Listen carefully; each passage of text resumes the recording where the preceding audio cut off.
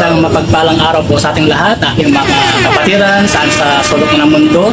Sabi po doon sa John 14:1, "Let not your heart be troubled, believe in God and believe also in me." Sabi niya sa kanyang salita, wag tayo mag-alala, wag tayo matakot, wag tayong ma-worry, kung anumang mga harapin natin sa araw na ito. Simple lang po ang mensahe na inihihatid ni Jesus ngayon araw na ito para sa iyo, kapatid. Lagi po nakahanda ang ating Panginoong Jesucristo na lumapit tayo sa Kanya at magtiwala.